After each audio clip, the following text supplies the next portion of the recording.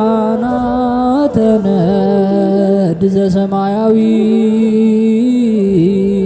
ማይፈድ በእንተ በግዑ እቀብዋ ነዛቲ ያዘድ።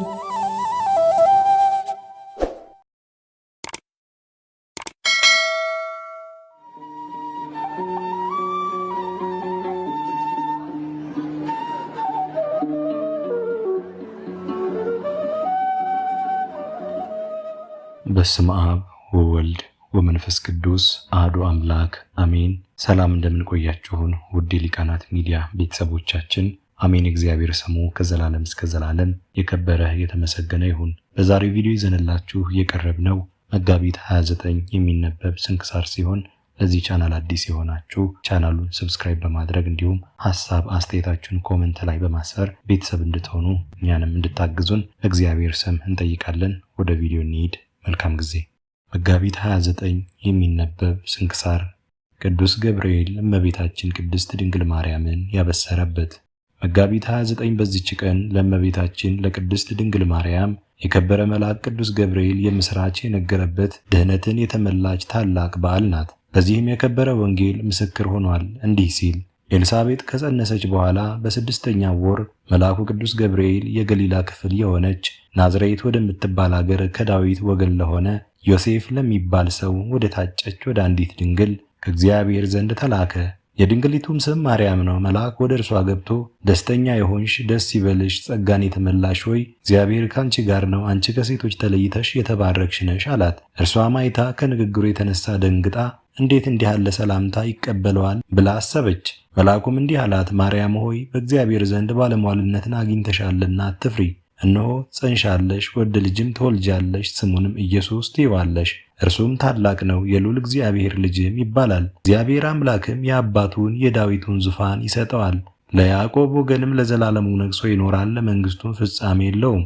ማርያምም መልአኩን ወንድ ሳላውቅ ይህ እንደምን ይሆናል አለችው። መልአኩም መልሶ እንዲህ አላት: መንፈስ ቅዱስ መጥቶ ያድርብሻል፣ የልዑል ኃይልም ያጸናሻል። ካንቺ የሚወለደው ከሦስቱ አካል አንዱ የልዑል እግዚአብሔር ልጅ ይባላል። እነሆ ዘመድሽ ኤልሳቤጥም እርሷ ደግሞ በእርጅናዋ ጸንሳለች፣ ወንድ ልጅም አገኘች። ለእርሷም መካን ትባል ነበረች። ይህ 6ኛ ወር ነው፣ ለእግዚአብሔር የሚሳነው ነገር የለምና። ማርያምም እነሆኝ የእግዚአብሔር አገልጋይ እንደ ቃልህ ይሁንልኝ አለችው። ያን ጊዜም ድንግል ስትሆን ረቂቅ ጽንስን ተቀበለች። የእግዚአብሔር አካላዊ ቃል ወልዶሃል ለኩነተ ሥጋ ወርዷልና። ይህም አንድ ባህሪ አንድ ሕልውና ሲሆን ከሦስቱ አካላት አንዱ ነው። ከዓለም መፈጠር አስቀድሞ የነበረ በማይመረመር ድንቅ በሆነ ተዋህዶ እንዴትም እንደሆነ በማይታወቅ በቅድስት ድንግል ማርያም ማኅፀን አደረ፣ ጽንስ ሆኖ ኖረ። በዚያን ጊዜም የኋላ ኋላ መለየት ከቶ የሌለውን ፍጹም ሰውነት ነስቶ ተዋህደ። መለኮቱ ከትስብቱ ጋር ያለ መለየት አንድ ሆኗልና። ይህችም ዕለት የበዓላት ሁሉ በኩር ናት፣ በእርሷ የዓለም ድኅነት ተጀምሯልና። ለጌታችን ኢየሱስ ክርስቶስም ከቸር አባቱና ይቅር ባይ ከሆነ መንፈስ ቅዱስ ጋር ክብር ምስጋና ለዘላለሙ ይሁን አሜን። ጌታችን ኢየሱስ ክርስቶስ ከሙታን ተለይቶ የተነሳበት።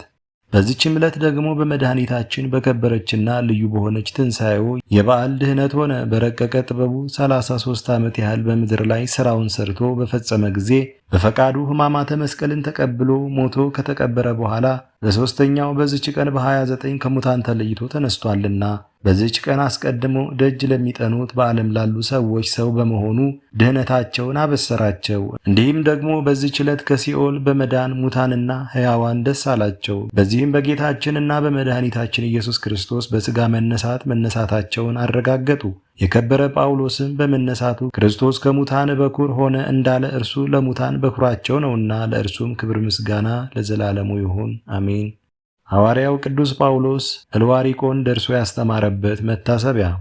በዚችም ቀን የከበረ ሐዋርያ ጳውሎስ እልዋሪቆን ከምትባል አገር ደርሶ አስተማረ። ይህችም የምድር ዳርቻ ናት። ራሱ ቅዱስ ጳውሎስ እንዲህ አለ: ከዚያም በእግዚአብሔር መልአክ ትእዛዝ ወደዚያች አገር ሄድኩ። ሀገሪቱም እንደ ሮሜ አምሳል ታላቅ የሆነች እጅግ ውብ ናት፣ ፍሬዋም የበዛ ነው።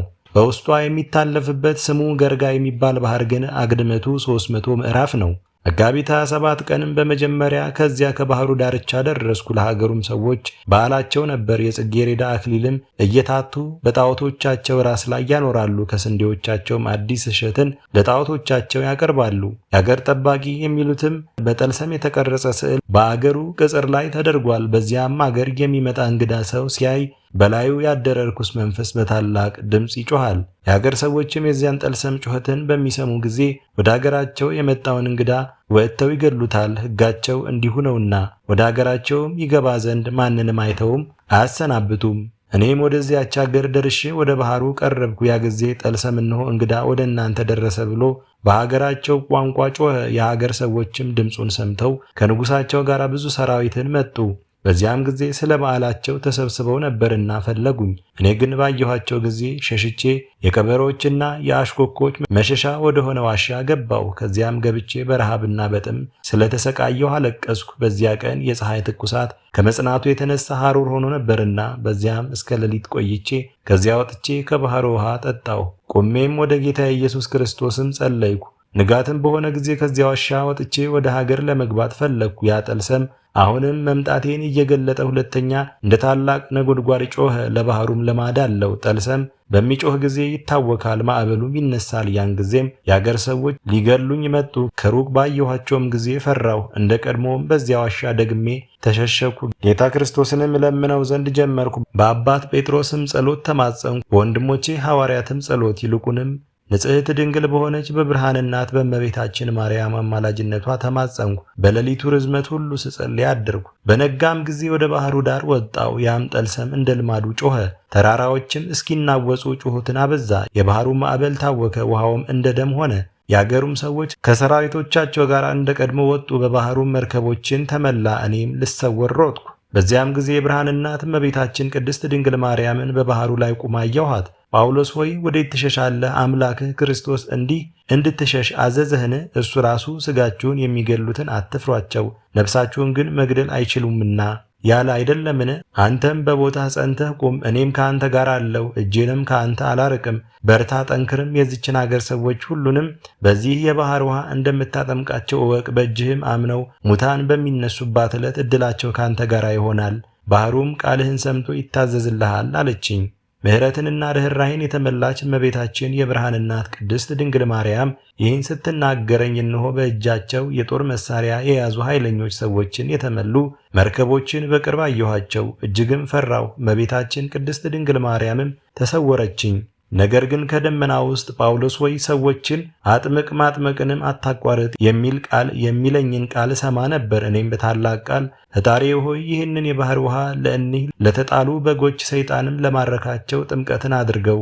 ጌታዬ ኢየሱስ ክርስቶስ ሆይ በዚህ ባህር ጥምቀት እኒህን ሰዎች በሦስትነትህ ስሞች የልጅነትን ክብር የሚቀበሉ አድርጋቸው በማለት አሰምቼ ተናገርኩ። እንዲህም ይህን እያልኩ ከባህሩ ውሃ ዘግኜ ሰዎች ባሉባቸው መርከቦች በላያቸው ረጨሁት። የሰዎቹም ቁጥር 150 ሺህ ነው። እኔ ወዳለሁበት የባህር ዳር በደረሱ ጊዜ ከመርከባቸው ወጥተው ፈለጉኝ። እኔም እመቤቴ የብርሃን እናት እንዳዘዘችኝ በፊታቸው ቆምኩ። በረድኤቷ ተማምኛለሁና አልፈራሁም።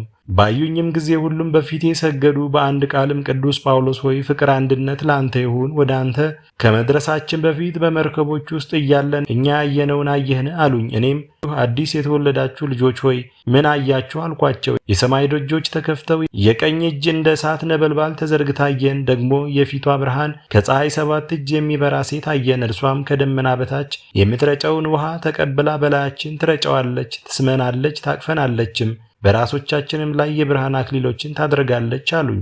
ይህንንም በሰማሁ ጊዜ ፈጽሞ ደስ አለኝ። በስሙ በምሠራው ሥራ ሁሉ እግዚአብሔር ከእኛ ጋር እንዳለ ተረዳው። ከዚህም በኋላ ሌሎች መርከቦች መጡ። ኃይለኞች ሰዎች ከጦር መሳሪያ ጋር የተመሉ ናቸው። እንዲህም እያሉ ዛቱብኝ፣ አንተ ሥራየኛ ጥበበኞች፣ ሕርምስና በለኒዎስ ተአምራት የሚያደርጉባቸው የጠልሰም መጻሕፍቶች ከእኛ ጋር እንዳሉ እወቅ በማለት እኔም ቸር ፈጣሪው ሆይ የቀደሙትን በጎች ይቅር እንዳልካቸውና በውስጣቸው ኃይልህን እንደገለጥክ ለእነዚህም እንዲሁ ኃይልህን ግለጥ፣ ይቅር በላቸው አልኩ። ከዚያም በኋላ ከባሕር ውሃ ዘግኜ በላያቸው ረጨው። ይህ ውሃ በአብ በወልድ በመንፈስ ቅዱስ ስም ጥምቀትን ይሁናችሁ አልኩ። ወዲያውኑ መርከቦች ከባሕሩ ዳር ደረሱ። ሁሉም ሰዎች ከመርከብ ወጥተው በፊቴ ሰገዱ። የቸር አምላክ ሐዋርያው ቅዱስ ጳውሎስ ሆይ እናመሰግንሃለን አሉኝ። ይህንንም ድንቅ ተአምር ከቀደሙት ባልንጀሮቻቸው ጋር ተነጋገሩ። ዜናዬም በዛች አገር ንጉሥ ዘንድ ተሰማ። እርሱም ከሰራዊቱ ጋር ተነሳ። በመርከቦችም ተጭነው ወደ እኔ መጡ። እኔም ዓይኖቼን ወደ ሰማይ አቅንቼ የፈጣሪዬን ስም ጠራሁ። ባሕሯንም በመስቀል ምልክት አማተብኩባት። እንዲህም አልኳት፣ አንቺ ባሕር በእግዚአብሔር ልጅ በጌታዬ ኢየሱስ ክርስቶስ ስም ትከፈይ ዘንድ አዝሻለሁ። ምድሩም ይገለጥ፣ መርከቦችንም በየብስ ውስጥ ይቁሙ። ነገሬንም ሳልጨርስ ባሕሯ ተከፈለች። በውስጧም 13 ጎዳናዎች ተገለጡ። መርከቦችም ውሃ በሌለው ምድር ላይ ቆሙ። ይህንንም አይተው ሰይፎቻቸውን መዘዙ፣ እንጨቶችም ሆነው አገኟቸው። እኔም ከባሕሩ ውሃ ዘግኜ በስመ አብ ወወልድ ወመንፈስ ቅዱስ እያልኩ በላያቸው ረጨው። በዚያም ጊዜ እኒህ መርከቦች ነፋስ ተሸከሟቸው፣ ያለ ውሃ ከምድር ከፍ ከፍ ብለው ተጓዙ። ሰዎችም ከውስጣቸው ወጥተው ወደ እኔ መጥተው ሰገዱ። ከእርሳቸው የቀደሙ ሰዎች ሰላምታ እንዳቀረቡልኝ ንጉሥም ከሀገር ሰዎች ሁሉ ጋር በፊቴ ሰገደ። ከዚያም በኋላ ከራሳቸው ጋር ወሰዱኝ። ወደ ከተማውም በደረቅ ያለ መርከብ ገባን። በምኩራባቸውም ውስጥ በጽጌረዳ አክሊል ጣዖቶቻቸው ተከልለው የስንዴ እሸትም እንደ መስዋዕት ሆኖ ተጥሎ አየሁ። ይህንንም አይቼ እጅግ አዘንኩ። የአገር ሰዎችም ክቡር መምህር ሆይ በዚች ዕለት ለአማልክት በዓል የምናደርግበት እንደነበረ ወቅ። አሁን አንተ ለማን ታዝናለህ? ለአብ እናደርገውን? ወይም በወልድ ስም ወይም በመንፈስ ቅዱስ ስም በስማቸው ያጠመከን ስለሆነ አሉኝ። እኔም እግዚአብሔርን ያመልኩት ዘንድ የሚገባቸውን ሃይማኖትን አስተማርኳቸው። መጽሐፍትንም በእጄ ጻፍኩላቸው። በአማላጅቷ ከርኩስ ሰይጣን ተገዥነት ስለዳኑ ያንን በዓል የብርሃን እናት በሆነች በእመቤታችን በቅድስት ድንግል ማርያም ስም እንዲያደርጉት አዘዝኳቸው። ዕለቱም የእግዚአብሔርን ልጅ እንደምትጸንሰውና በሥጋ እንደምትወልደው የመላእክት አለቃ ቅዱስ ገብርኤል ያበሰረበት ስለሆነ እኔም አምላካዊ ትምህርትን አስተማርኳቸው። በቀናች ሃይማኖትም እንዲጸኑ አደረግኳቸው። ውሃው በተከፈለበት ላይ በእመቤታችን በድንግል ማርያም ስም ታላቅ ቤተ ክርስቲያን እንዲሰሩ አዘዝኳቸው። በክብር ባለቤት በጌታችን ኢየሱስ ክርስቶስም ድንቆች የሆኑ ብዙ ተአምራቶችም አደረግኩላቸው። ከዚያ በኋላ ከእነርሱ ዘንድ ወጥቼ መጣሁ። ለእግዚአብሔር ምስጋና ይሁን። የአባታችን የቅዱስ ሐዋርያው ጳውሎስ በረከቱም በላያችን ይደር ለዘላለሙ አሜን። አስጀምሮ ላስፈጸመን ለልዑል እግዚአብሔር ክብር ምስጋና ይሁን መች ለዘላለሙ አሜን። ውድ የሊቃናት ሚዲያ ቤተሰቦቻችን መጋቢት 29 የሚነበብ ስንክሳር ወደ እናንተ አቀረብን። ይህን ይመስል ነበር። በቀጣይ በአዲስ ክፍል እስከምንገናኝ ድረስ እግዚአብሔር ቸር ያቆየን። መልካም ጊዜ